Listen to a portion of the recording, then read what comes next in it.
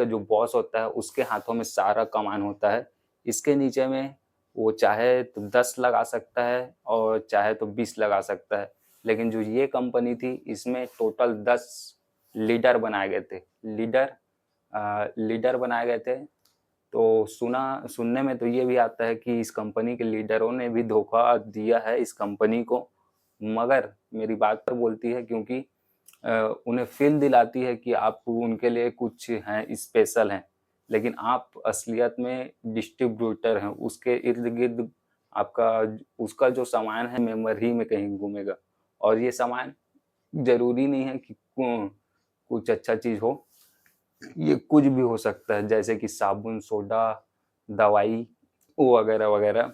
लेकिन आप ध्यान से सोचें लेकिन आप ध्यान से सोचें तो इसका जो प्रोडक्ट होता है वो इतने लो क्वालिटी का होता है।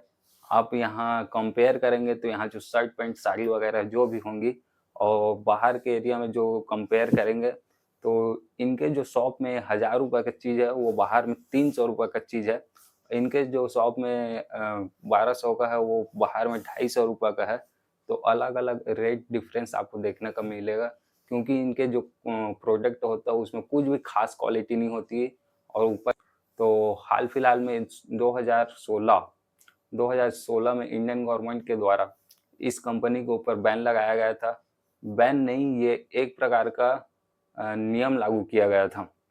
नियम कुछ इस प्रकार का था कि ये कंपनी जब शुरू में आई थी तो अब इसके पास कोई प्रोडक्ट नहीं रहता था जिसके माध्यम से ये लोगों को आसानी से चूना लगा सकती थी। लेकिन इस परियोजना के द्वारा जब 2016 में ये कार्य किया गया तब इसके लिए कुछ अलग से नियम बनाए गए हैं। जैसे कि कंपनी के आप किसी भी मेंबर को आप वर्कर नहीं बोल सकते, उसको सदस्य बनाए रखना ये तो उसी टाइम का दिया गया था।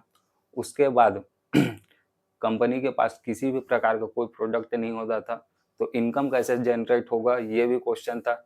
इसलिए कंपनी ने अलग-अलग माध्यम से किसी कंपनी ने साबुन को अपना प्रोडक्ट बनाया, किसी कंपनी ने जूता को अपना प्रोडक्ट बनाया, किसी कंपनी ने अलग-अलग सामान को अपना प्रोडक्ट बनाया। लेकिन इसमें होता क्या था कि जो ये छोटे लेवल का मार्केटिंग है ये 1000, 500, 3000, 5000 यहाँ तक ही घूमता था।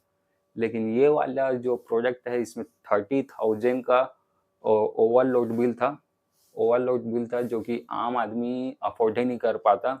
और ऊपर से 1 पर्सन के अकाउंट से 4 आईडी 7 आईडी मैक्सिमम 7 आईडी तक बनाए गए हैं। तो 7 आईडी का आप इनकम सोर्स जनरेट करोगे तो लगभग उसके पास 12 से 15,000 रुपये का ईएमआई आएगा। लेकिन आप ये सोचिए कि 9,000 रुपये की उसकी मंथली इनकम है तो वो 12 से 14,000 कहाँ से दे पाएगा। और हमारे जो मेन सिटी है वहाँ पहले रहते थे, लेकिन अब जो मेन सिटी के लोग हैं वो ज़्यादा एजुकेटेड हो गए हैं, स्टडी से भी और दिमाग से भी। आप लोग भी दिमाग से और स्टडी से दोनों से अपग्रेड होइए, वरना इस चालाकी भरे दुनिया में छत्तीसगढ़ के लोगों का रहना थोड़ा मुश्किल हो जाएगा। और समझदार मतलब ज़्यादा बेवकूफ़ी वाला काम ना करें। और मैं ये भी जानता हूँ कि बहुत सारे लोग इसमें पता होने के बावजूद भी अपना पैसा इन्वेस्ट किए थे, थोड़े से प्रॉफिट के लिए, थोड़े से लालच के लिए आपने अपना पूरा पर न्यौछावर कर दिया। ये सारी गलती एक हिसाब से देखा जाए तो आप सभी की भी है। इसीलिए मैं बोलता हूँ कि जैसे ही ये सारी कंपनियाँ आपको टारगेट करें, आप तुरंत फ़ोन लगाएँ, पुलिस में जाएँ या फिर मुझे फ़ोन लगाएँ। हम कानून में अलग-अलग क्षेत्र में बहुत सारे काम हैं, लेकिन सोशल मीडिया का यूज़ खाली स्क्रॉलिंग